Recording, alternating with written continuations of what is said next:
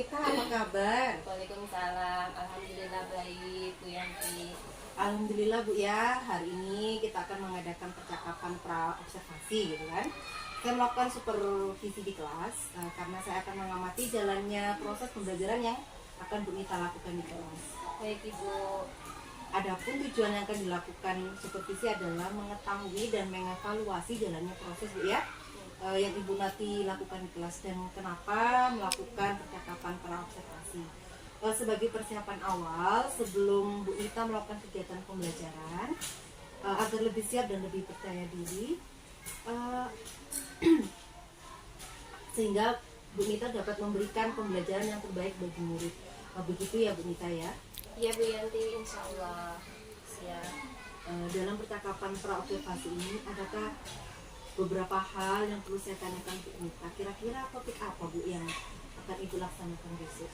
Sesuai dengan RPP yang telah saya susun, topik pembelajaran yang saya ambil yaitu tentang permasalahan sosial. Wah, topiknya menarik Bu ya. Kira-kira tujuan pembelajarannya apa yang ingin Ibu capai?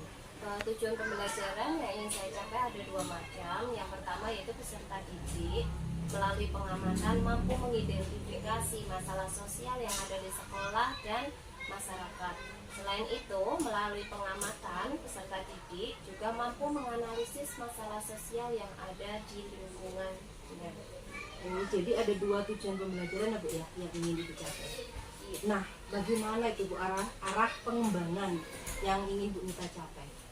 Seperti yang sudah saya sampaikan tadi, arah pengembangan dari tujuan pembelajaran yang saya ingin capai yaitu yang pertama, untuk mengetahui berbagai masalah sosial yang ada di lingkungan sekolah dan masyarakat dan juga yang ada di lingkungan sekitar tempat tinggal. Jadi dua capaian untuk pembelajaran itu. Nah, selanjutnya mungkin Bu Mita bisa menceritakan sedikit bagaimana rancangan pembelajaran yang akan Ibu terapkan di kelas dan strategi apa yang Ibu akan lakukan, model atau metode pembelajarannya Ibu.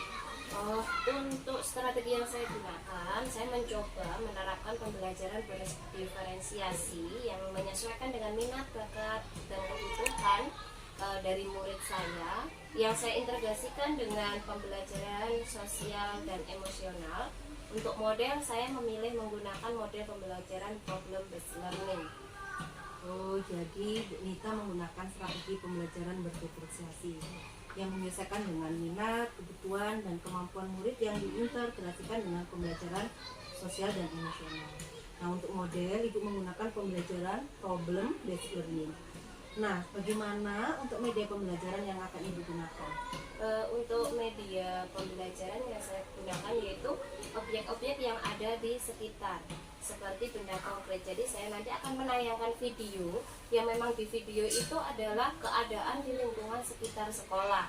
Terus selain itu saya menggunakan pop-up book, terus menggunakan laptop serta proyektor, dilengkapi dengan LKPD dan media pendukung lainnya. Wah, sepertinya benar-benar siap Bu ya. Kira-kira kapan Ibu Mita akan melakukan pembelajaran tersebut? Rencana saya insya Allah akan saya laksanakan di pekan depan, yaitu di hari Rabu pada tanggal 31 Januari 2024 di kelas 5. Baik Bu Mita, Insya Allah hari Rabu pekan depan saya akan datang ke kelas Bu Mita. Saya akan melakukan supervisi kelas Bu ya, dan melihat serta mencatat hal-hal yang akan Ibu Mita lakukan di kelas, dan kita akan kembali melakukan percakapan pasca observasi. Baik Bu Yanti. Sebelum kita akhiri Bu, kira-kira apa yang akan Ibu dapat dari percakapan hari ini? Untuk percakapan pada hari ini saya memperoleh gambaran yang jelas mengenai strategi, media, model, dan metode yang akan saya gunakan pada saat saya mengajar nantinya, dan saya dapat mempersiapkannya dari sekarang. Wow, oke Bu Mita, terima kasih waktu dan kesediaannya Bu ya berbincang dengan saya di percakapan pra observasi ini. Sampai jumpa pada kegiatan observasi kelas di hari Rabu depan Ibu ya. Ya Bu Yanti, sama-sama.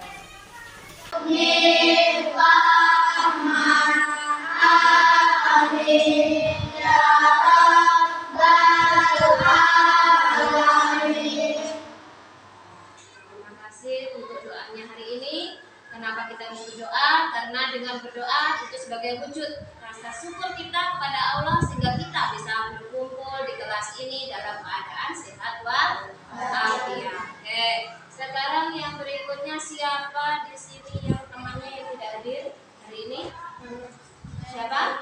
Valen kemana? Ada yang tahu? Oh iya, Valen ikut pelajaran agama Kristen. Kita menyanyikan dulu lagu nasional supaya kita semakin cinta pada negara kita, yaitu negara Indonesia. Kita hari ini mau menyanyikan lagu dari Sabang sampai Merauke. Dari Sabang. Ada di sebelah kiri, berarti kalian harus ke kiri. Yang sebelah kanan berarti kalian ke kanan. Sebelah kiri berarti kalian harus ke kiri. Yang sebelah kanan berarti kalian ke kanan. Gambaran yang berisi gambar sama narasi bertiga dalam satu kelompok. Dikerjakan secara apa? Sendiri. Secara individu atau mandiri. Apa saja hal positif yang telah kalian lakukan dalam menghadapi masalah sosial. Jadi, kesimpulan kita pada hari ini bahwa masalah sosial itu adalah masalah yang muncul di lingkungan sekitar kita. Masalah sosial tadi dibagi menjadi berapa? Dua. Yang pertama, jadi atau lingkungan. Masalah sosial lingkungan sekolah. Yang kedua, di lingkungan di masyarakat. Nah, ini ya, di lingkungan di masyarakat. Nah, pada penyebabnya apa, akibatnya apa? Boleh dalam bentuk foto grid atau video yang diedit pakai musik yang cantik-cantik. Nah, boleh. Terus nanti dikirimnya kemana?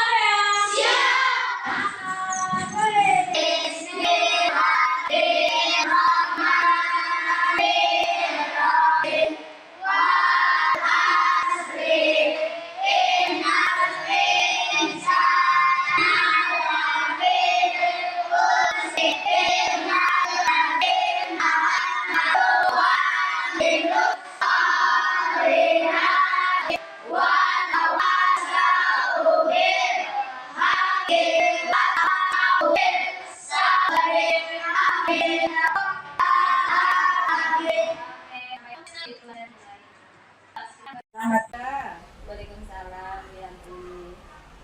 Apa kabar Ibu Ita? Alhamdulillah sehat. Alhamdulillah Bu Ita. Saat ini kita itu melakukan percakapan pasca observasi.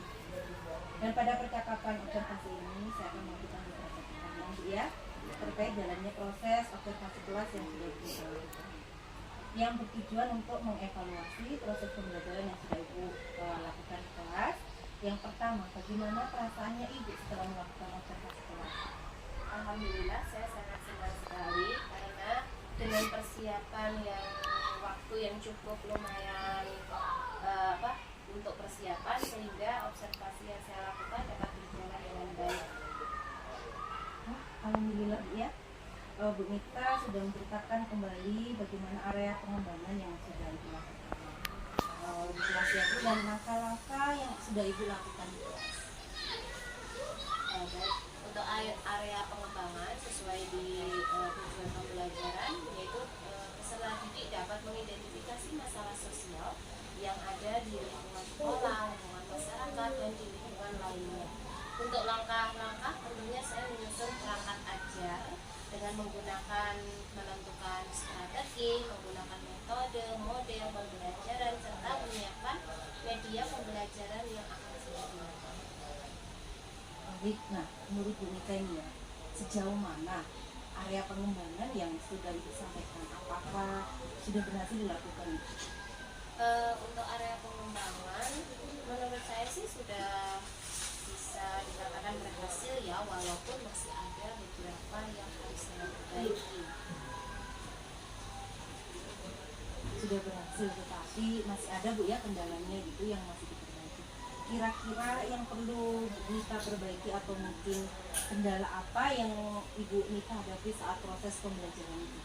Kendala yang masih saya hadapi dalam proses pembelajaran itu masih adanya murid yang kurang aktif, sehingga dalam pembelajaran itu tidak semuanya merasakan pembelajaran yang benar.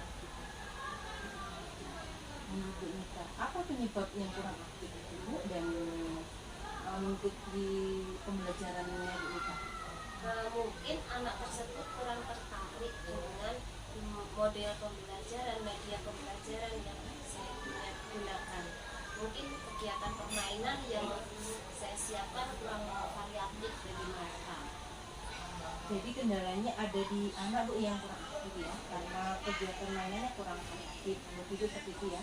Kira-kira rencana apa yang ke depan nih yang akan Ibu lakukan untuk mengatasi kendala tersebut?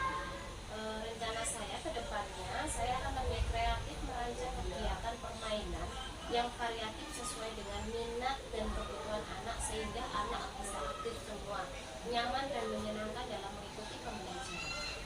Wah, luar biasa. Nah, semoga Bu Nita nanti bisa melaksanakan rencana tersebut Bu ya, sehingga pembelajaran berikutnya bisa lebih dari yang sudah Bu Nita laksanakan. Kira-kira kapan Bu rencana itu akan dilakukan untuk melakukan perubahan rencananya Ibu sampaikan tadi? Rencana saya sih seharusnya secepatnya ya, karena semester 2 sudah mau habis. Jadi ya mungkin minggu depan bisa selesai. Baik, secepatnya Bu ya.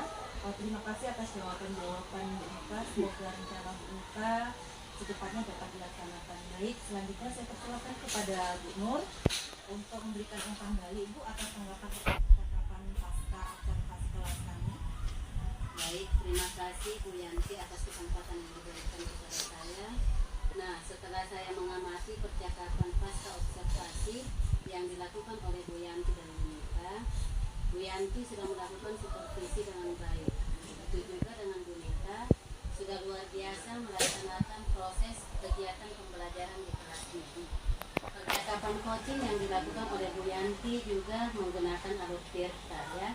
Jadi sudah menanyakan tujuan yang akan dicapai, area pengembangan juga sudah ditanyakan, identifikasi masalah atau kendala-kendala melalui pertanyaan kepada Bu Nita. Kemudian, Bu Nita menyampaikan langkah-langkah yang akan dilakukan dan rencana aksinya, serta tanggung jawabnya. Jadi, coaching ini sudah sesuai dengan alur tirta. Baik, terima kasih Bu Nur, terima kasih Bu Yanti atas tanggapan dan umpan baliknya. Kita sudahi percakapan pada hari ini, pasca observasi pada siang hari ini. Terima kasih untuk semuanya. Mudah-mudahan kedepannya saya bisa lebih baik. Assalamualaikum semuanya. Waalaikumsalam.